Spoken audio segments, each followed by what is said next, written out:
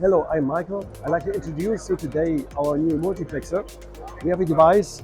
We can use 4 cameras and transfer the 4 camera signals over the multiplexer via RJ45 to the system. We can transfer the signal to the host via Ethernet cable. The system enables 4 synchronized cameras to send the picture to the system to make a synchronized analysis for searching codes and so on. We are analyzing the code on this can, on this rotating can, and each camera is looking for the code. If the code appears on one only camera, then the system says yes or no, good or bad at the moment.